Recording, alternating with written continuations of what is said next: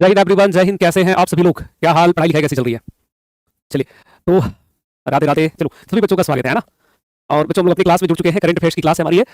और जय हिंद, जय हिंद। कैसे हैं सभी लोग? Very very good morning everyone. और एक शिकायत थी, परिचारी वाले बैच में शायद पीडीएफ अपलोड नहीं हुआ था, तो अब हो गया होगा। कल जो है सारे पीडीएफ आपको मिल गए होंगे, है ना। चलो, तो हम लोगों ने अभी कौन सा करंट अफेयर्स डिस्कस करना स्टार्ट किया बालकों? मार्च का, है ना। इस मंथ हम लोगों ने स्टार्ट किया था मार्च का। और उसमें जो हम लोगों को, जो लोगों ने प्रश्नों को देखा था, एक बार आप हमें लास्ट प्रश्नों का एक बार कमेंट करके बताना, हम लोगों ने कितने प्रश्नों को देखा है। लास्ट का क्वेश्चन नंबर एक बार हमें बता देना। Last question number 500। अरे भाई, 500 क्वेश्चन है ही नहीं इसमें। गलती से लगता है जीरो लगा दिया है। सर यूट्यूब पे क्लास नहीं ली है क्या? लिखा यूट्यूब पे तो अभी जस्ट क्लास लेके आ रहा हूँ बाबू। यूट्यूब पे क्लास जो है अभी जस्ट खत्म हुआ है। 46 मिनट की क्लास होगी देखना आज का। चलिए, हाँ, 50 प्रश्न हम लोगों ने देख लिया है, तो 50 प्रश्नों के बाद जो है आज मार्च में हम लोग यहाँ पे अपना स्टार्ट करेंगे। ठीक है, चलो भाई, पढ़ा जाए ना, पढ़ा जाए। सर दिवाली की छुट्टी से पहले क्या लिख रहे हैं? 3 से 4 मंथ का नोट्स दे दीजिएगा। मतलब नोट्स चाहिए कैसे? मतलब पीडीएफ चाहिए? पीडीएफ दिलवा दूंगा बोलोगे तो। सर यूट्यूब पे क्या नाम है? अरे भाई, हर दिन तुम लोग पूछते हो। यूट्यूब पे आपने कहीं भी करंट अफेयर सर्च करना, लिखना एसकेसी सर करंट अफेयर, जाओ, यही आपको सर्च करना है, आपको मिल जाएगा। ठीक है, क्या लिखेगा? एसकेसी सर करंट अफेयर्स, बस। देखो एसकेसी तो अपने आ जाएगा, पर थोड़ा और आगे लिखोगे एसकेसी सर करंट अफेयर्स, तो आ जाएगी मेरी क्लास, है ना। और बिल्कुल, करंट अफेयर्स के लिए जो है सुबह की क्लास आप लोगों का वाईटी पे हमने स्टार्ट किया हुआ है यूट्यूब पे। उसे अवश्य आप, उसमें क्या है ना कि डेली करंट अफेयर्स है। और बच्चे, एक भी एग्जाम जो है बिना करंट अफेयर्स का निकालना आज के समय में मुश्किल है। समय इसकी क्या रहती है? सुबह में 7 बजे, 7 AM। ठीक है, चैनल 2 चैनल पे जाता है वीडियो, जिसमें मन करे उसमें देखो। केजीएस बीपीएससी जो है ना, ये एक चैनल है, और एक है केजीएस बिहार एग्जाम्स। तो जहां आपको मिलेगा वहां पे आप देख लेना, उसमें कोई दोनों अपना ही चैनल है। और अदरवाइज आपको अगर और ज्यादा दिक्कत हुआ है तो आप केवल लिखना एसकेसी सर करंट अफेयर्स, इतना लिख दोगे। इतना लिखते ही मेरा वीडियो आपको आज का कल का सबका आ जाएगा, करंट अफेयर्स। ठीक है, तो ये आप जो है आप लिख देना, क्या लिखोगे? एसकेसी सर करंट अफेयर्स। तो आपको बच्चे वहाँ पे क्लास और करंट अफेयर। देखो, जनरली मैं आप लोगों को कभी भी इस बात की हमेशा कहता हूँ कि हमेशा अच्छे रास्ते पे चलो बच्चे। अगर आपको अभी एग्जाम्स क्रैक करना है, और ज्यादातर बच्चे आप में से ऐसे हो जो मल्टीपल एग्जाम्स दोगे, मतलब दरोगा भी दोगे और भी एडीओ दोगे, बीपीएससी दोगे, कई सारी परीक्षा देंगे, तो करंट अफेयर्स को एकदम स्ट्रॉन्ग बना लो, पूरा अच्छे से तैयार कर लो। और अभी आपके बैच में क्या हुआ है कि पूरा बैकअप के तौर पे, जैसे हम लोग जनवरी से स्टार्ट किया ना, जनवरी फरवरी मार्च, तो बैकअप के तौर पे उधर से चीजें चलती आ रही है। और दूसरा क्या होगा कि डेली करंट अफेयर्स अगर आप वहाँ पे देखना स्टार्ट करोगे तो आपका डेली भी हो जाएगा, बैकअप के तौर पर भी हो जाएगा। बिल्कुल, तो वो आपके लिए बड़ा बेस्ट रहेगा। सर पीएनजी में दे दीजिए।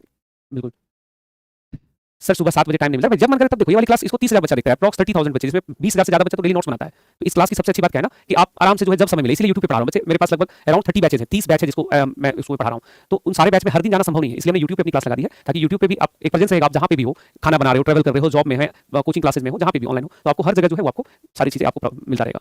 चलिए बाबू, अपनी क्लास को हम लोग यहाँ पे फिर से अपनी क्लास को आगे बढ़ाते हैं, और हम लोग यहाँ पे मार्च का करंट अफेयर्स देख रहे हैं। ठीक है, तो हेडिंग लगा देना मार्च 2025। किस मंथ का करंट अफेयर्स है? मार्च 2025। और बच्चों, मार्च 2025 में हम लोगों ने जो अब तक पढ़ा है उसको एक बार रिवाइज कर लिया जाए, है ना। एक बार यहाँ पे रिवाइज कर लिया जाए। जैसे, हाँ, तो जैसे इसमें जो सबसे पहला हम लोगों ने प्रश्न देखा था, आपको ध्यान आ रहा है? इन प्रश्नों का उत्तर आप जहाँ पे मेरा पीडीएफ ये रुकेगा वहाँ पे आपको उत्तर देना है। चलिए जल्दी से बताएंगे इस प्रश्न का उत्तर क्या होगा। जहां न खुसरो कार्यक्रम का आयोजन कहाँ हुआ था? जहां न खुसरो कार्यक्रम का आयोजन कहाँ हुआ है?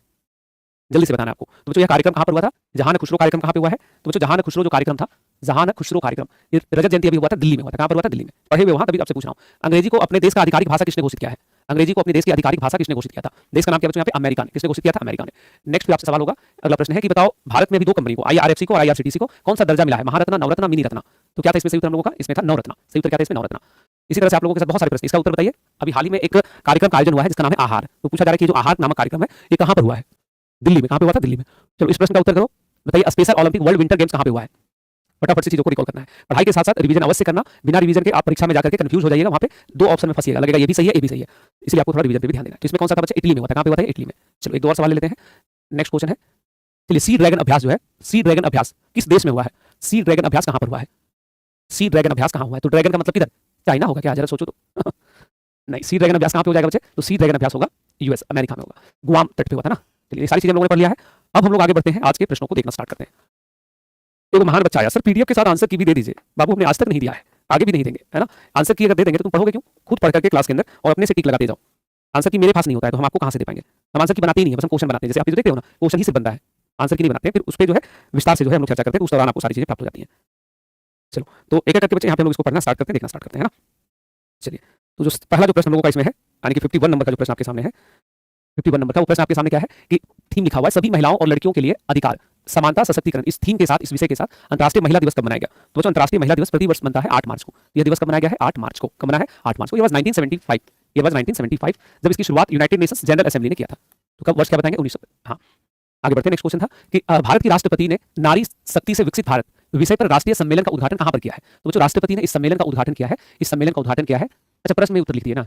अच्छा, जगह लिख लेना कहाँ पे इसका उद्घाटन हुआ है? नई दिल्ली में। इस कार्यक्रम का आयोजन कहाँ हुआ था? नई दिल्ली में। मुझे एक्चुअली पूछना था ये कि किसने उद्घाटन किया है, और ये कार्यक्रम का उद्घाटन हुआ है 8 मार्च को, महिला दिवस के अवसर पे। अगला प्रश्न था कि हाल ही में वास्तुकला के क्षेत्र में सर्वोच्च सम्मान 2025 के लिए प्रीतिजर आर्किटेक्ट पुरस्कार विजेता के रूप में किसे चुना गया है? तो इसमें चुना गया है लियू जियाकुन को। किसको चुना गया है? लियू जियाकुन। दो जगह नाम लिखा हुआ, बट कोई नहीं, ऑप्शन नंबर ये मारो। तो लियू जियाकुन जो है उनको चुना गया है। लियू जियाकुन जो है, इनके बारे में प्रश्न हो सकता है कि किस देश से बिलोंग करते हैं। तो ये चीन से बिलोंग करते हैं। और प्रश्न में ही लिखा हुआ है कि ये प्रश्न, ये जो अवार्ड दिया जाता है प्रित्जर अवार्ड, ये आर्किटेक्ट के क्षेत्र में, वास्तुकला के क्षेत्र में पूरी दुनिया का सबसे बड़ा अवार्ड है। तो ये अवार्ड किसे प्राप्त हो गया है? यहाँ पे लियू जियाकुन को प्राप्त हुआ है। केंद्रीय महिला एवं बाल विकास मंत्री श्रीमती अन्नपूर्णा देवी ने यूनाइटेड नेशंस जो है ना, यूएन, वहाँ पे एसडब्ल्यू जो है कॉन्फ्रेंस हुआ था ये महिलाओं के लिए। तो कॉन्फ्रेंस ऑन विमेंस जो है, पूछने के 69वें सत्र में भाग लिया है। ये कॉन्फ्रेंस हुआ कहाँ पे था? तो ये कॉन्फ्रेंस हुआ है न्यूयॉर्क में, हुआ यूएन मुख्यालय में। यूएन मुख्यालय यूनाइटेड नेशंस का, वहाँ पे इसका आयोजन हुआ है न्यूयॉर्क में। और मंत्री का नाम क्या है? तो अन्नपूर्णा देवी, महिला एवं बाल विकास मंत्री। हाल ही में कनाडा के नए प्रधानमंत्री का नाम क्या है? बच्चों कनाडा में नए प्रधानमंत्री बने हैं और प्रधानमंत्री का नाम है, नाम क्या है इनका? Mark Carney. नाम क्या है? Mark Carney. तो कनाडा में, भारत और कनाडा के बीच पिछले दिनों जो संबंध थे बहुत खराब हो गया था, नहीं? तो उस दौरान वहाँ पे जस्टिन ट्रूडो हुआ करते थे। तो जस्टिन ट्रूडो जो इन्होंने रिजाइन कर दिया, अब उनके स्थान पे नए व्यक्ति आए हैं, मार्क कार्नी का नाम है। अगला प्रश्न है, भारत और किस देश के बीच खंजर 12, खंजर 12 अभ्यास 12 मार्च से 23 मार्च 2025 तक आयोजित हुआ है? बच्चों अभी यही प्रश्न जो है आपको स्क्रीनशॉट में मैंने दिखाया था कि ये यूपीपीएससी के अंदर ये प्रश्न, अच्छा मैं स्क्रीनशॉट में लगा दिया करूंगा नेक्स्ट स्लाइड में। अभी यूपीपीएससी जो हुआ है उसका पीटी 12 तारीख का, उसमें सेम प्रश्न एडिट तो आपको पूछा है।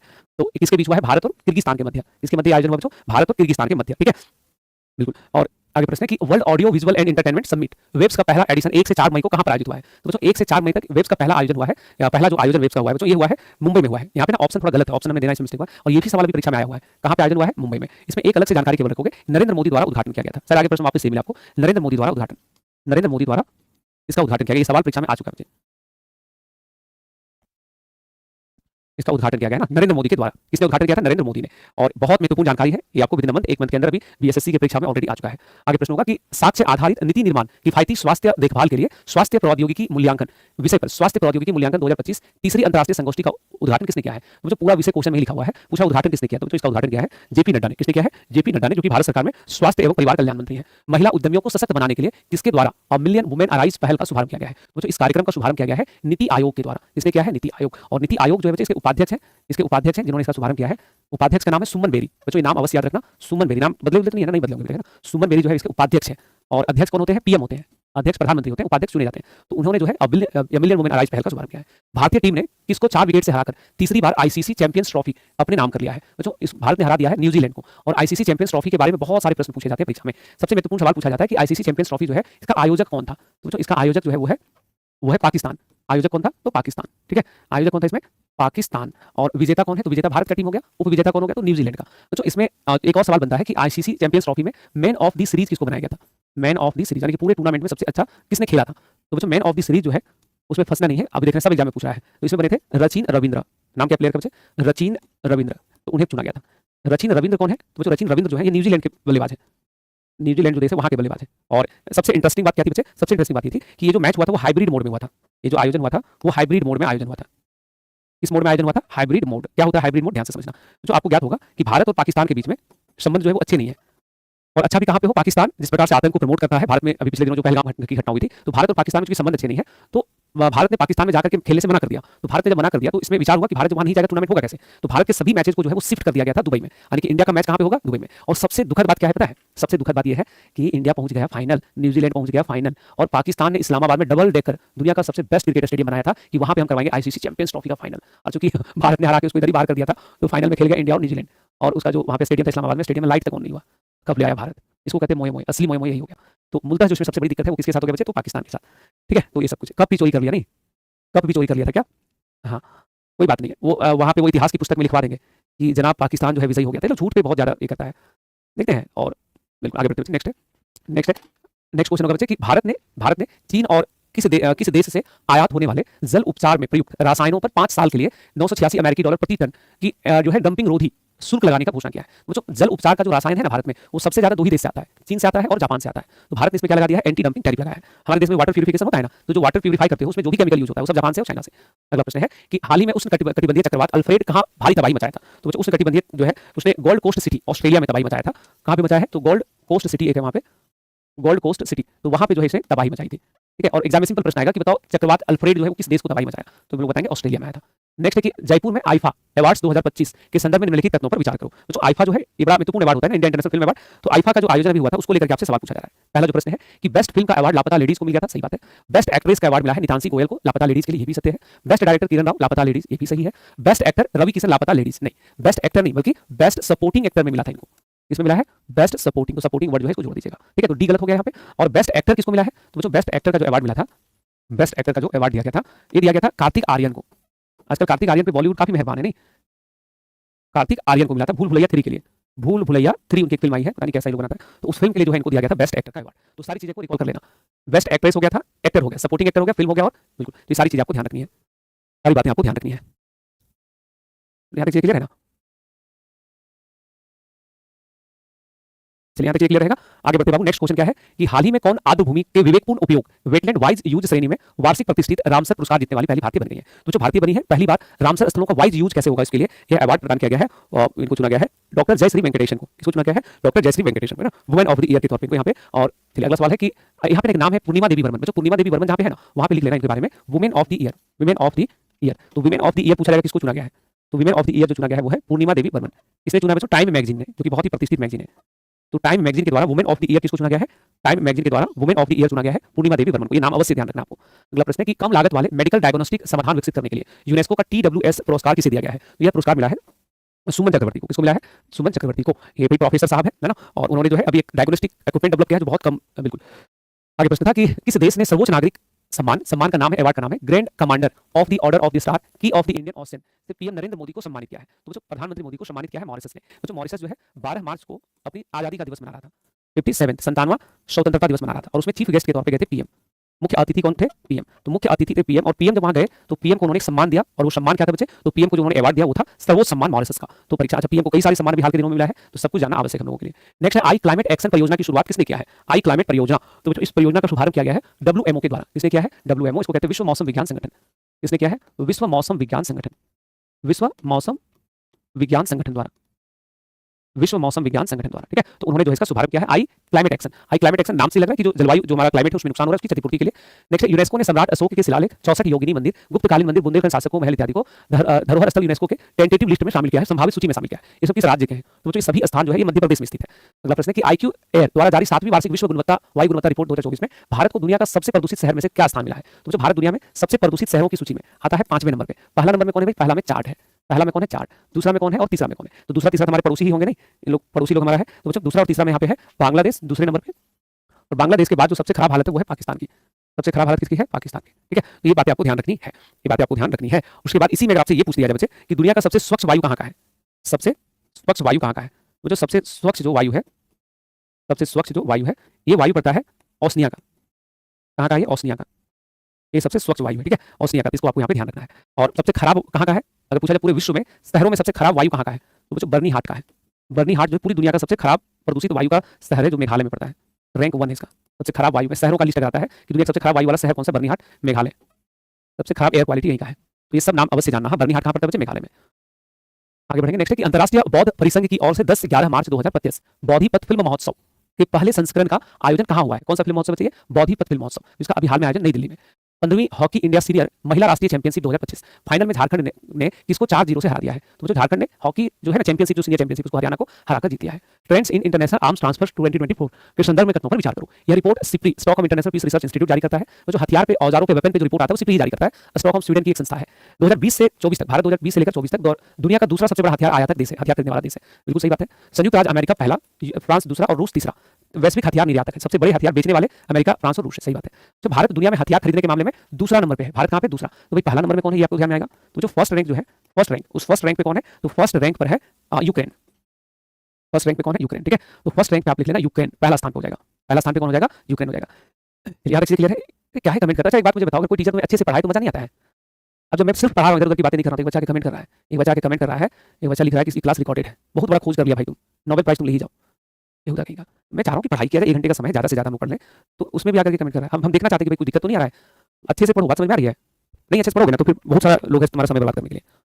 आगे बढ़ते हैं। ये सारी बातें, अब इसमें आपको क्या बात पता चला, दुनिया में सबसे ज्यादा हथियार कौन खरीदता है, यूक्रेन। दूसरा में भारत। बेचता कौन है, तो बेचता है अमेरिका, फ्रांस, रशिया। और रिपोर्ट किसने जारी किया, सिप्री। अब इसमें तुमको क्या बोले बताओ, कुछ और नहीं बोल सकते ना, बस इतना ही पढ़ना है। और पता नहीं आप इंटरटेन कैसे होना चाहते हो, जब तक असफल हो, बेरोजगार हो, तब तक तुम्हें, मतलब मैं जब पढ़ता था ना आपके जैसे, आपको मैं एक बात बताऊं, मैं शायद इस बात से सहमत होंगे, मुझे डांस करना नहीं आता, पता है मुझे ना डांस करना नहीं आता। ऐसा नहीं कि मेरे अंदर से डांस नहीं है, मुझे मन करता है डांस करने का, लेकिन जब से थोड़ा होश संभाले ना, पढ़ाई लिखाई में आया ना, उसके बाद अंदर से पागलपन आ गया, मुझे सफल होना है, अच्छा बनना है मुझे, और मैं ना हमेशा होश में रहता हूँ, बेहोशी में कभी नहीं रहा। तो मुझे कोई हल्की फुल्की बातें करता है, मैं बोर हो जाता है, क्यों हल्की बातें कर रहा है, डीजे बजा दिया, मैं देखा लोग टी-शर्ट फाड़ फाड़ के डांस कर रहा है, मेरे अंदर से नहीं आता था, क्योंकि मुझे पता है 10 दिन बाद मेरा एग्जाम है, मुझे पता है मेरी पढ़ाई खराब हो रही है, मुझे पता है मुझे कैसे भी सक्सेस होना है। तो लोग ना एंटरटेन नहीं होते, कई बार समझ में आ रही है। बाबू एकदम मन लगा के पढ़ो, गर्दा उड़ा के पढ़ो। और बिहार के बच्चे हो आप, बिहार में इतनी सारी बहाली भी आई हुई है, एक बच्चे के साथ मुझे भी नहीं आता, बिल्कुल नहीं आता है। वजह क्या है मैं बता रहा हूँ ना, इंसान जब तक बेहोशी में ना आए तब तक डांस ही नहीं कर सकता। And I am kind of person जो नशा नहीं करता हूँ, कोई नशा नहीं मेरे अंदर, तो मैं बेहोशी नहीं होता, हमेशा होश में रहता हूँ। तो हमेशा मुझे लगता है अपने काम, अभी भी जैसे आप लोगों को पढ़ाता हूँ ना, अभी आप लोगों को क्या है, अभी छुट्टी होगा ना, अभी लगभग 1 सप्ताह का ऑफ रहेगा छठ में। 1 सप्ताह के ऑफ में मैं हर दिन लगभग 8 से 10 घंटे पढ़ूंगा। क्यों पढ़ूंगा? क्योंकि मेरी एक बुक आ रही है अभी, और उस बुक को मुझे इतने शानदार तरीके से लिखना है कि वो पूरे मतलब उस इंडस्ट्री का वैसी बुक ही नहीं आनी चाहिए बाजार में, उस लेवल की किताब मुझे लिखनी है।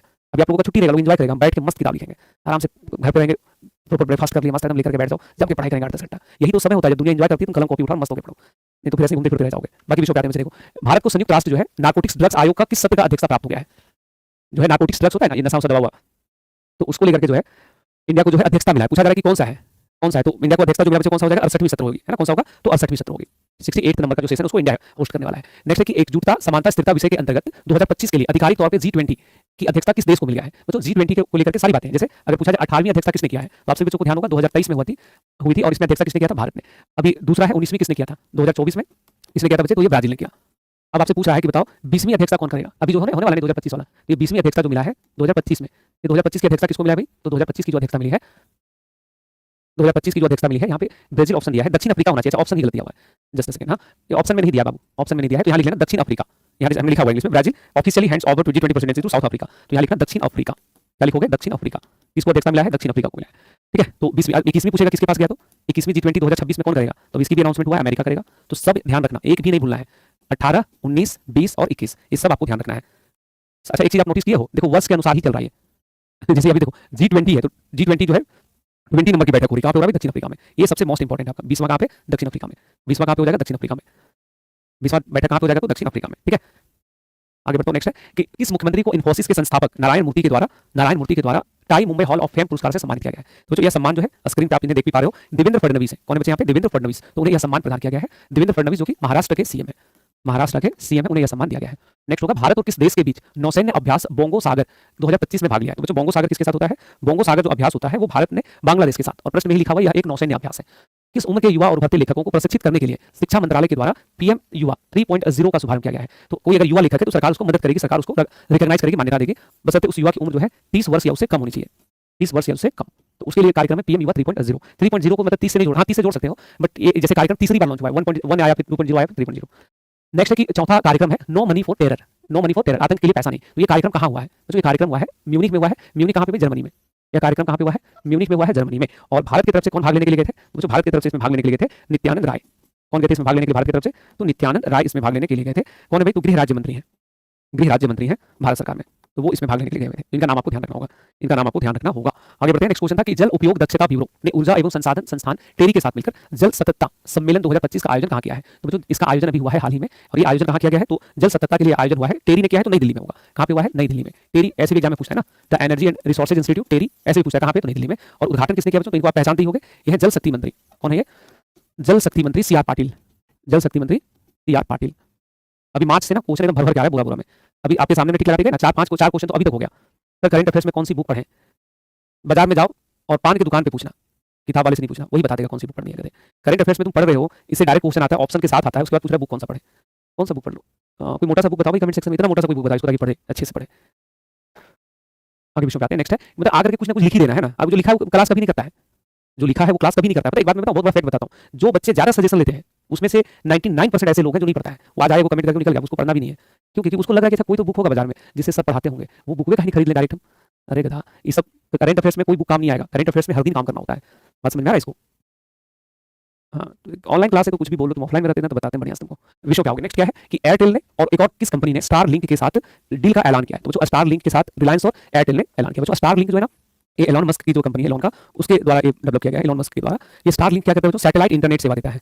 सैटेलाइट इंटरनेट, जैसे घर में हम लोग कैसे देखते हैं, टीवी वगैरह देखते हैं ना, घर में जो है टाटा स्काई वगैरह लगा होगा, तो आप देखोगे कि ये जो घर में लोग टीवी देखते हो तो उसका रिसीवर लगा रहता है। तो उसी तरह से अब गांव-गांव में जो है हाई स्पीड इंटरनेट जो है वो मिलेगा।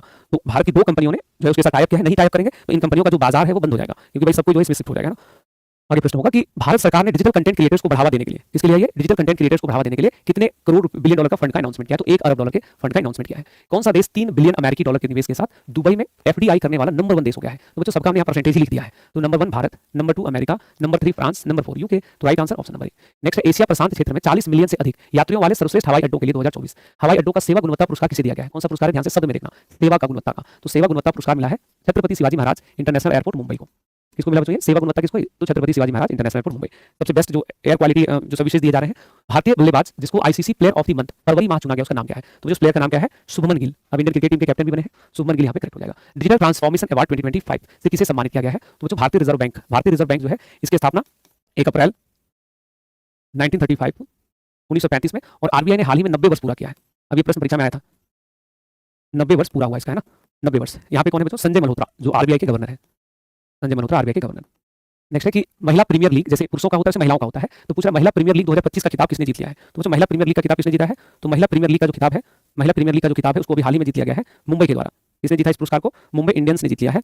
इसने जीता, अभी तो वहाँ पे रॉयल चैलेंजर्स वाला लोग जीता था ना, इसको किसने जीता है? तो इसको जीता है मुंबई इंडियंस ने। हराया किसको था? दिल्ली कैपिटल्स को हरा दिया था।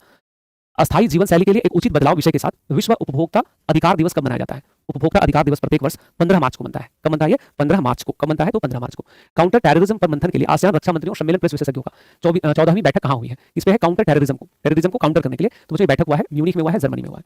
अभी जस्ट हम लोगों ने पढ़ा था नित्यानंद राय मणिपुर टेरर में भाग लेने गए थे, तो म्यूनिख में होगा। नेक्स्ट है कि 2024 में हॉकी के प्रसारण और संवर्धन में योगदान के लिए जमन लाल शर्मा पुरस्कार से किसे सम्मानित किया गया है? तो बच्चों प्रसार भारती को सम्मानित किया गया। प्रसार भारती जो 1997 में बनाया गया था भारत सरकार के द्वारा।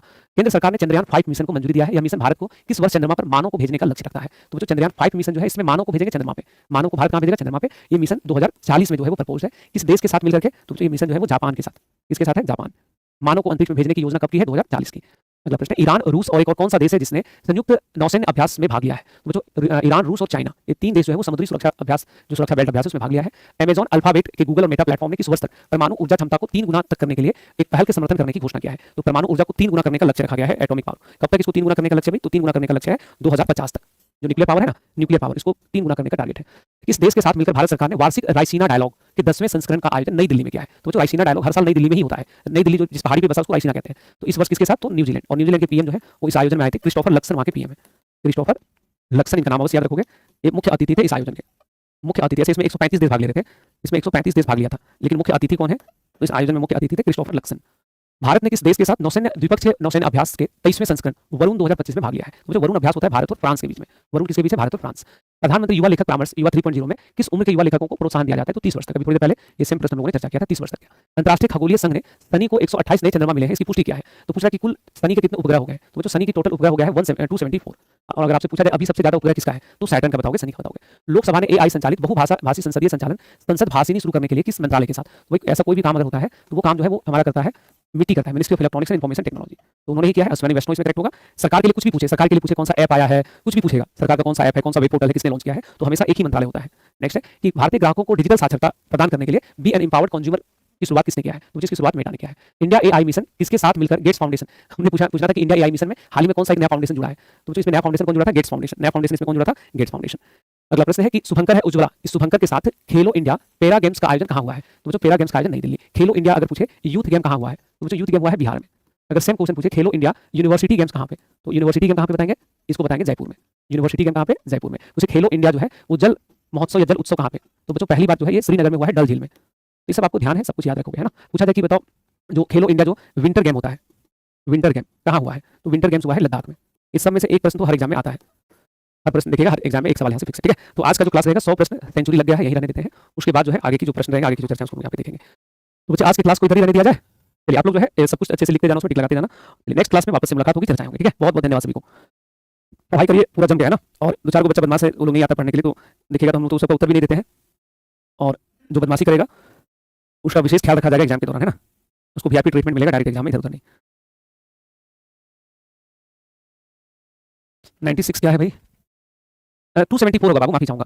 अरे 44 लिख दिए थे, ओ माय गॉड बाबू। 274 हम बोल रहे होंगे लेकिन बार बार 74 लिखे होंगे। 244 हम आपने देखा होगा, मैं बोलता हूँ 74 हम बोले होंगे ना, लेकिन हम बोले थे 244, गलती से बोला गया था, माफी चाहूंगा इसके लिए ना बच्चे। इतना होगा कि 274। चलो बहुत बहुत धन्यवाद, मिलते हैं नेक्स्ट। सर कैसे याद रखेंगे बाबू? तुम मत याद रखो, याद रखने के लिए बहुत बच्चा है, जिसको निकालना है उसको याद ही रखना पड़ेगा। अभी सोचता है कि बोल देंगे सर कैसे याद रखेंगे, इतना तो कुछ सिंपैथी हो जाएगा, पीठ थपथपा देंगे। याद ही रखना पड़ेगा, इसके अलावा दूसरा कोई विकल्प नहीं है, सिलेक्शन लेना है तो। चलो धन्यवाद, मिलते हैं अगली क्लास में। जय हिंद साथियों, जय हिंद।